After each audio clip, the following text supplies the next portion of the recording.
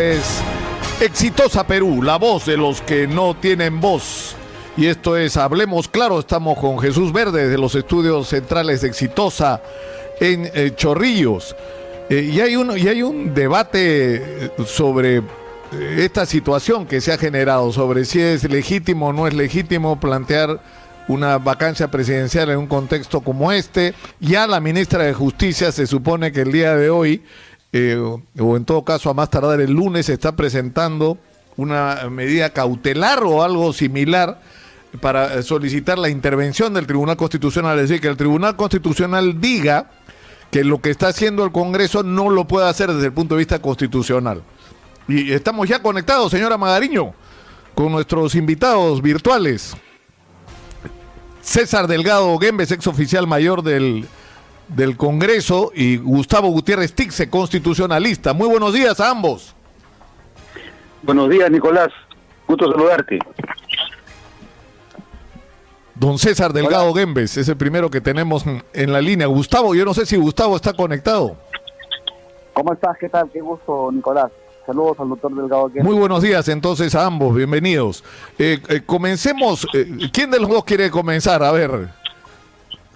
A la suerte. ¿Es o no constitucional lo que está haciendo el Congreso de la República? A ver, Gustavo, dale. Bueno, evidentemente para mí es un acto constitucional, ¿no? O sea, la vacancia es una herramienta de contrapeso que se le asigna al Parlamento a efectos de que pueda hacer una valoración. En este caso es evidentemente subjetiva de lo que significa una incapacidad moral.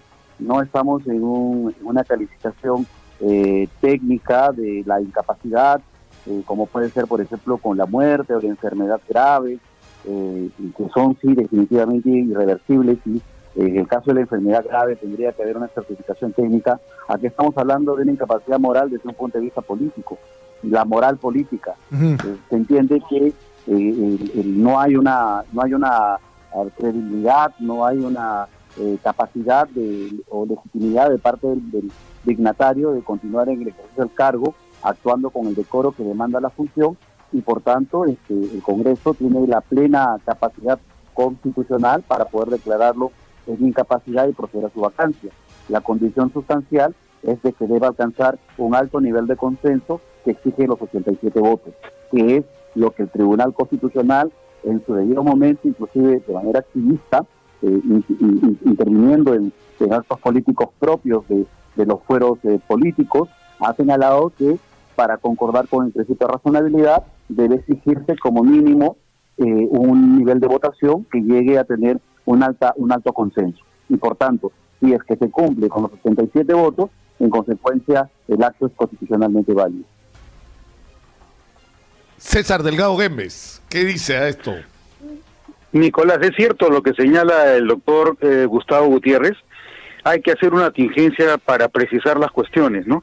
Mira, la Constitución señala que en el inciso segundo del artículo 113 de la Constitución, que cabe la vacancia del presidente de la República cuando se produce el supuesto de la incapacidad moral permanente. Entonces, en este caso, ante lo que nos encontramos son sucesos puntuales que tienen lugar a propósito de la manipulación de la información que estaban obligados a suministrar las personas citadas por la Comisión de Fiscalización, que tenía facultades de comisión investigadora.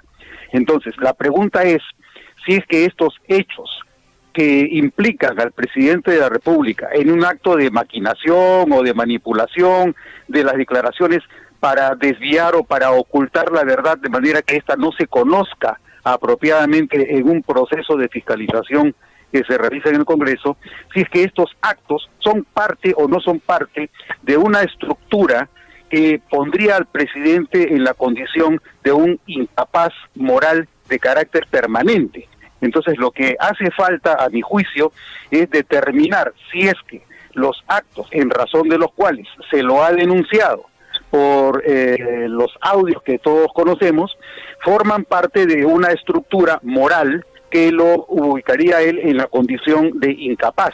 Por ejemplo, si se añade sobre estos hechos aspectos como la participación que tuvo el presidente de la República cuando en la reunión con alcaldes trató de conseguir la anulación de la concesión de la minera Tía María. ¿Existe o no algún problema moral en esa actitud del presidente al buscar que un acto legal de una minera perdiera efectos como consecuencia de la presión social a la que él estaba dándole crédito? Un acto. Otro acto, por ejemplo, podría estar en la condición de incapacidad moral la responsabilidad que tuvo el presidente de la República en su mensaje a la Nación el día 28 de julio de 2019, cuando, independientemente de lo que señala la Constitución, él propuso el adelanto de elecciones generales. Segundo acto. Tercer acto. Era moral el acto del presidente de la República cuando, usurpando las facultades del Congreso, se tomó la atribución de calificar la confianza que el Congreso le otorgaba al gabinete del Solar como una denegación fáctica. ¿Es eso un acto inmoral o riñe con la moral política que los principios contenidos en nuestra Constitución prevé? Con ese tipo de razonamiento, de argumentación, cabe construir de manera objetiva y no subjetiva el carácter moral de una pero es bien difícil que no sea subjetivo. ¿No es cierto, César? Porque, digamos, lo que el Congreso tendría que discernir es si el presidente mintió o si el presidente es un mentiroso, ¿no es cierto? Porque si mintió es un acto, si es mentiroso es permanente, digamos, ¿no es cierto? O sea, porque lo que dice el inciso 2 del artículo 113 es la incapacidad moral permanente, es decir, una conducta continua, ¿no es cierto? O no necesariamente continua, sino un patrón, ¿no? Un patrón, es decir, si tú ves que sucesivamente una persona tiene una tendencia a comportarse de esa manera, eso calificaría como permanente. Ahora Nicolás, para ambos, ¿no? Finalmente, yo me pongo en el papel del ciudadano de a pie que está inmerso en todo este problema y que se pregunta de ahora qué va a pasar. ¿Qué finalmente es la moral en un país acostumbrado a actos de corrupción de manera permanente, porque eso sí es permanente? ¿Y quién juzga finalmente la moral? Porque estamos viendo un presidente que ustedes claramente saben ha mentido, porque así lo demuestran estos audios, quieran o no, y lo segundo, un Congreso que está en permanente ataque y posiblemente en esta estrategia de generar todo un complot para traerse abajo al presidente de la República. Bueno, ahí hay dos aspectos, ¿no? ¿Quién interviene? ¿Gustavo o yo? Cualquiera. Bueno, ahora le tocaría a Gustavo. Dale, vamos a mantener la alternancia. Bueno, te comento. Bueno, yo creo, fíjense, lo que ocurre es que hay que entender también la institución. Estamos ante un impeachment presidencial. El impeachment presidencial es altamente valorativo y lo tienen todos los países, ¿no? Por ejemplo, en el Paraguay, al presidente Fernando Lugo se le vacó por el denominado juicio por mal desempeño. Ahora también tendríamos que calificar qué es el mal desempeño para vacar a un presidente, como se hizo con Fernando Lugo en Paraguay. En Argentina también existe la vacancia por mal desempeño. Entonces, el mal desempeño termina siendo mucho más subjetivo que la incapacidad moral. Al final es una cuestión de términos, pero lo cierto es que lo que se otorga a través de estas figuras, lo que pasó con Clinton también, cuando tuvo que pedir perdón por haber mentido al país en la relación que mantuvo con la pasante Mónica Lewinsky.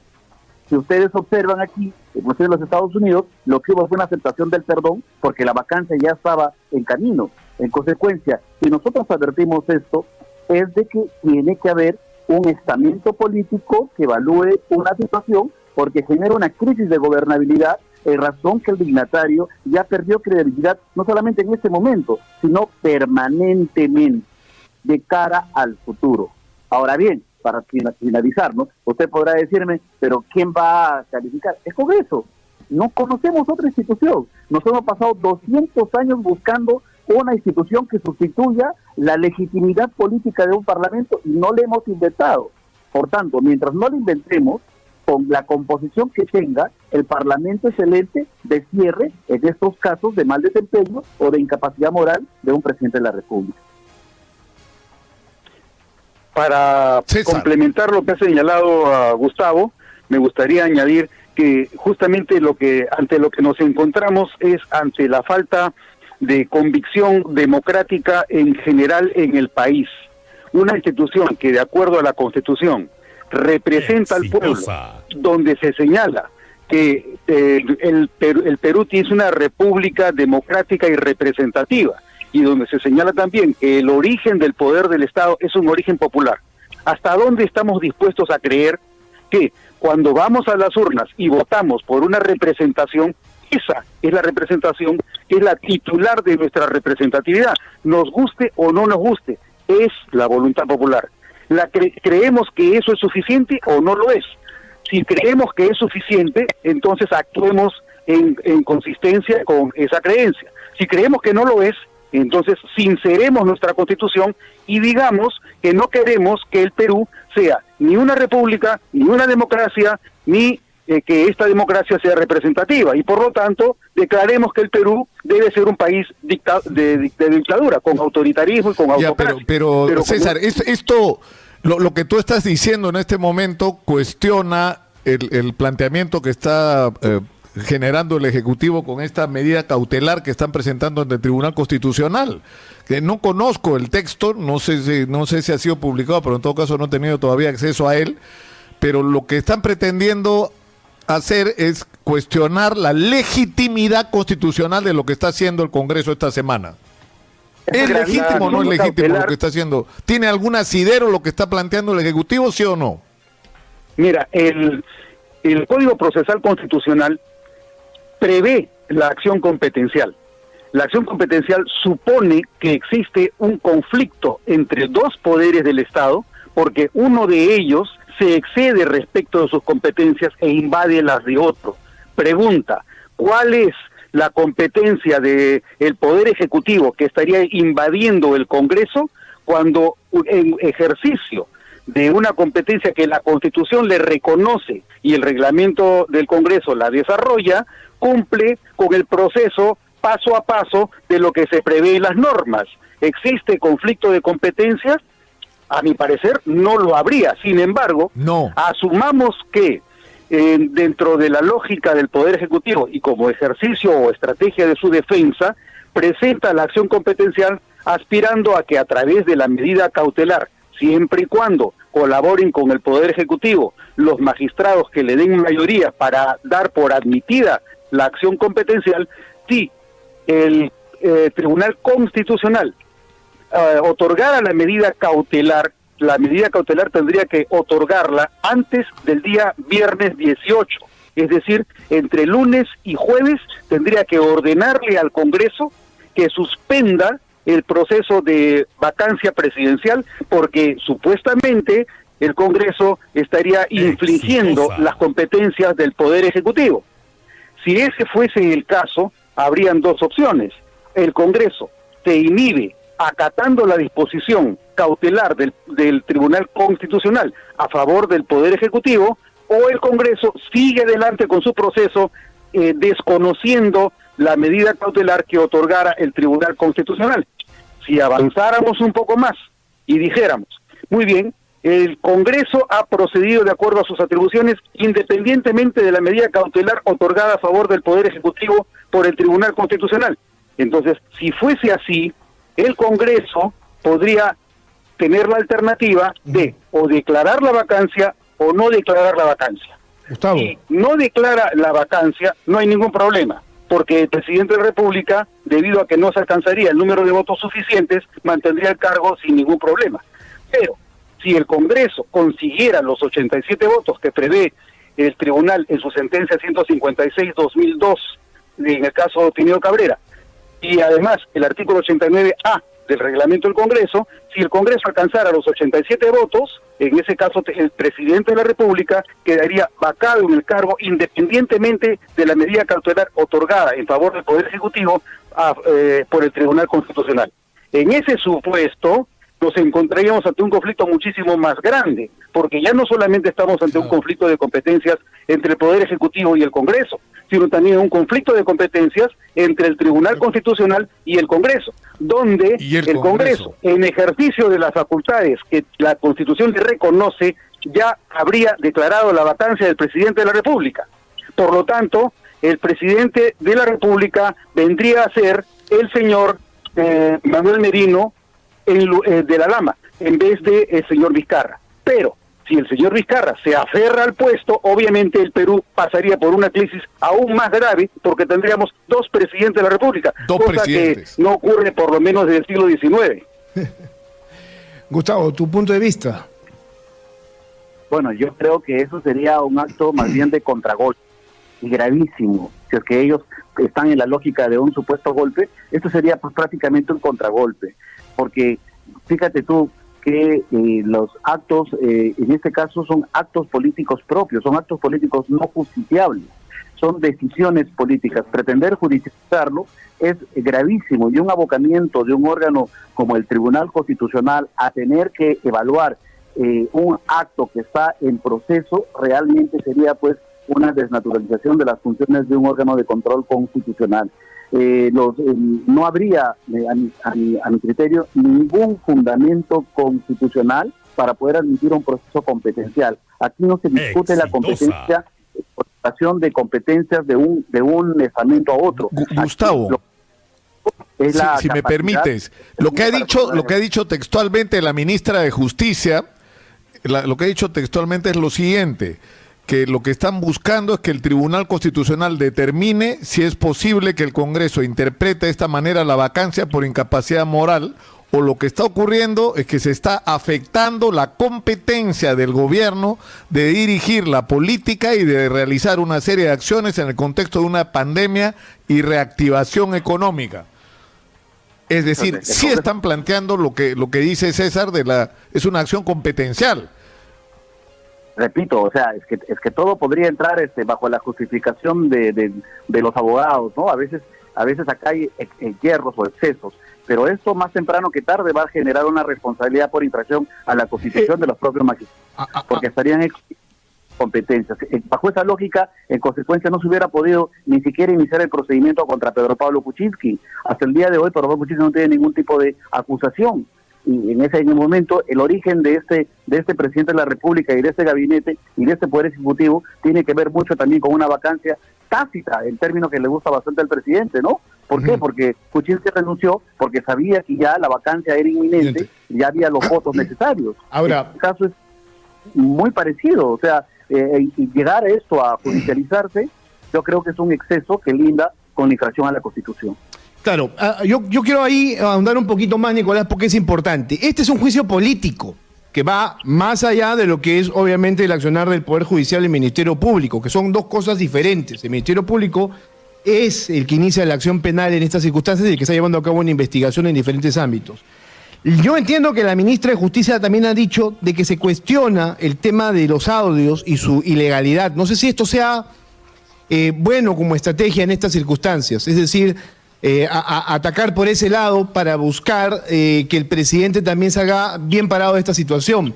Esta no es una discusión de ahora, es una discusión de hace ya más o menos 20 años con la aparición de los primeros Vladivideos y luego los audios que se han ido presentando en diferentes gobiernos y en diferentes casos como los petroaudios, las cartas, yo sé, subrepticias que hubieron en el Vaticano. Traigo casos a colación sobre el tema cuando obviamente se cuestiona el tema de las pruebas que se presentan, ¿no? Mira, lo que mencionas tiene que ver con el asunto de la prueba prohibida o de la prueba ilícita. En este caso, si el propósito fuese cuestionar la licitud de la prueba, que consistiría en los audios que se han revelado, la respuesta ya la tiene el Perú, porque el Tribunal Constitucional y el Poder Judicial se han pronunciado indicando que cuando uno de los involucrados es quien suministra la información, esa no es una prueba ilícita.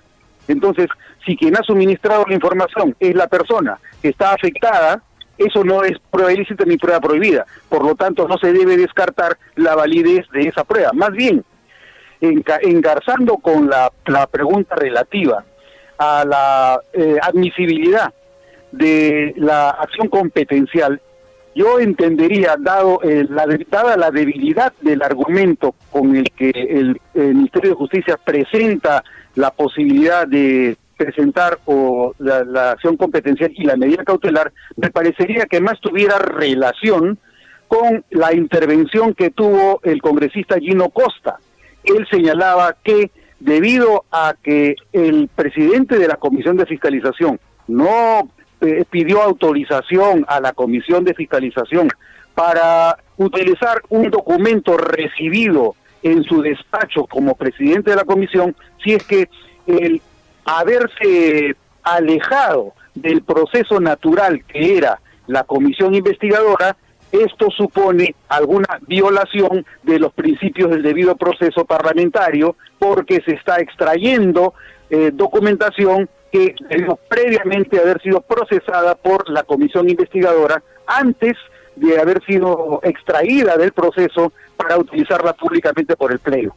Frente a esa alternativa, que es la que postulaba el congresista Gino Costa, la otra opción es, dada la gravedad de la información que contaba el presidente de la Comisión de Fiscalización, ¿es o no válido que él haya presentado esta prueba directamente al público, de manera que se ventile la gravedad del asunto que corresponde a al comportamiento del presidente de la República? Imaginemos que la misma información hubiera ocurrido, como lo mencionó el profesor Natalia Primo en una entrevista que le hicieron en El Montonero. Imaginemos que el presidente de la República hubiera sido identificado como un presunto pedófilo. Existe la evidencia de la pedofilia y se le da a la comisión investigadora.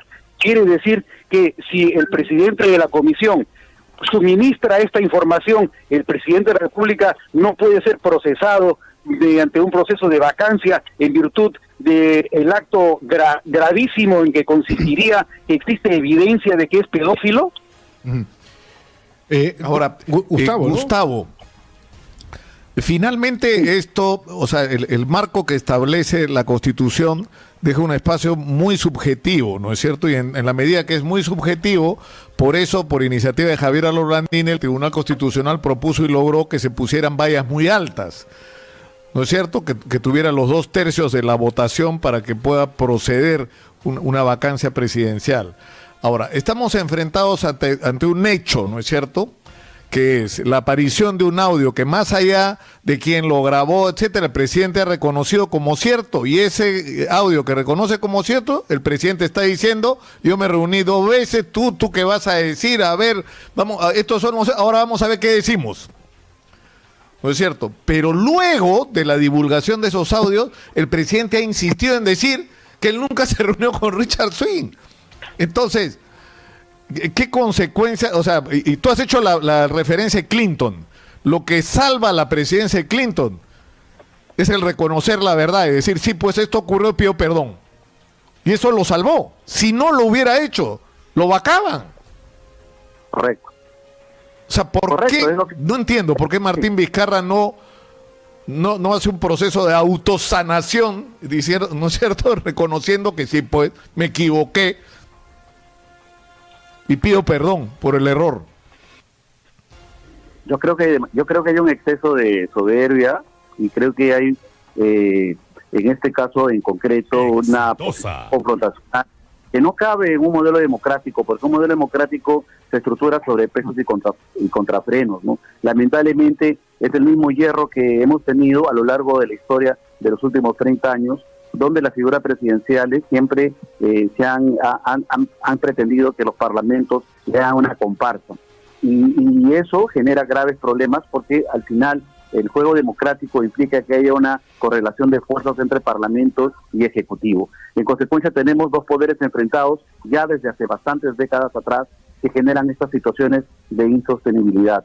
Pero lo claro es que tanto en el derecho comparado como en la historia constitucional del país, la incapacidad moral es una decisión del Parlamento, valorativa.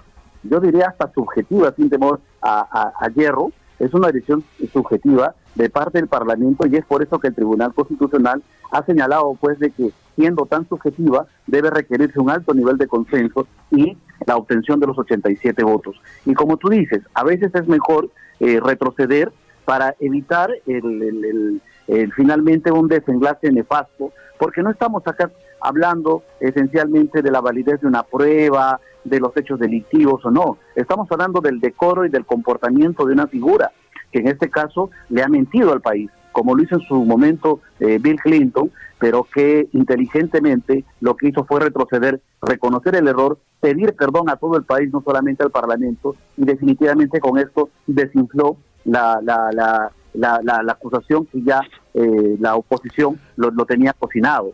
En este caso hubiera sido más sabio, y finalmente cualquier imputación de carácter penal igualmente va a tener que responder el señor Vizcarra una vez que deje el cargo, lo bajen o no lo bajen. Yo entendí la lógica. Está muy claro. Le agradecemos Nicolás, tanto a César Delgado Guemes como a Gustavo Gutiérrez Tixe por haber atendido nuestro llamado y por esta conversación que yo creo que ha sido ampliamente ilustrativa. Nicolás, Jesús, yo querría hacer un par de precisiones. La primera es en relación al carácter aparentemente subjetivo del criterio que se tiene para hablar de incapacidad moral. Es cierto que todos los sujetos, sean privados o públicos, están impregnados de una subjetividad. No hay quien no tenga subjetividad mientras sea un ser humano, sea el Congreso, el Tribunal Constitucional, el Poder Judicial, quien sea. Lo concreto de la institución de la incapacidad moral, que debe ser calificada por el Congreso, es la naturaleza permanente de los hechos con los que se puede justificar, sustentar y argumentar el carácter carente de moralidad en la conducta del presidente de la República.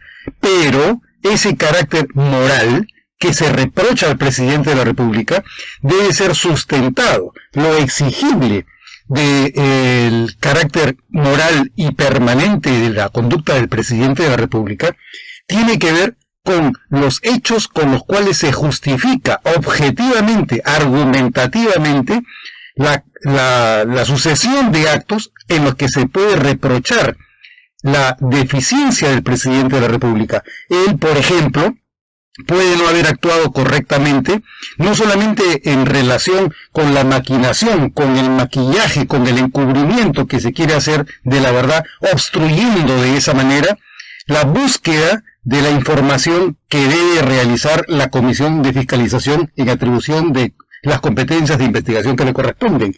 Pero además de eso, lo cierto es que hay otros actos con los cuales debe calificarse el carácter permanente de la incapacidad moral del presidente de la República. Entonces, no estamos hablando solamente de que el Congreso no sea neutral. El asunto es que la imparcialidad debe constar en la argumentación, y la argumentación debe aparecer tanto en la moción de orden del día como en los argumentos con los que se acuerde la resolución del Congreso para encontrar el carácter permanente de la decisión del presidente de la República. Si él ha actuado desconociendo no solamente la obligación que le corresponde de colaborar con la justicia, como lo ha negado a través del oficio con el que él declina la colaboración con la comisión investigadora, permitiendo que ella vaya a tomarle su declaración, sino además la sucesión de actos previos a estos hechos concretos que no han sido suficientemente integrados en el discurso del Congreso. Si, por ejemplo, las deslealtades constitucionales del presidente de la República con los principios democráticos, con las amenazas en que puede haber incurrido respecto al Congreso, con el acto de pechar al Congreso, hay una consecuencia de actos, hay una sucesión de actos que pueden llevar a calificar al presidente de la República como un incapaz moral permanente, siempre y cuando esto aparezca dentro de la argumentación del Congreso. Esa es la falla que me parece que pudiera existir en este caso. Por lo tanto, no es solamente cuestión de que haya cierto grado de subjetividad, siempre la va a haber, sea el Congreso, el Tribunal Constitucional o cualquier otro órgano constitucional. Lo concreto debe ser que no basta la suma de votos ni la cantidad de personas que crean que la incapacidad moral del presidente de la República es deficiente. Tiene que demostrarse más allá del número de votos con argumentos dentro del debate y dentro de la moción de orden del día para justificar el carácter permanente de la incapacidad en la que él incurre y con los cuales se puede demostrar la deslealtad con que ha operado de manera sistemática respecto del presidente de la respecto de los valores constitucionales de nuestro sistema político. Y si algún consejo se puede desprender de acá al presidente de la República, es que la estrategia así, acá los espero, parado y sin polo, no es necesariamente el mejor camino, presidente. No es necesariamente el mejor camino. Oye, vámonos a la pausa y vamos a la regresamos pausa. con más. Nicolás, pero esto se pudo haber resuelto desde la primera pregunta que le formulamos sobre el caso y la estaban dejando pasar, porque acá fue donde le preguntamos al presidente sobre Richard Swing. Por supuesto. Por supuesto. Y con Swing nos lo desvió. Vamos a Jesús Verde fue el que preguntó lo de Richard Swing. No, exitosa.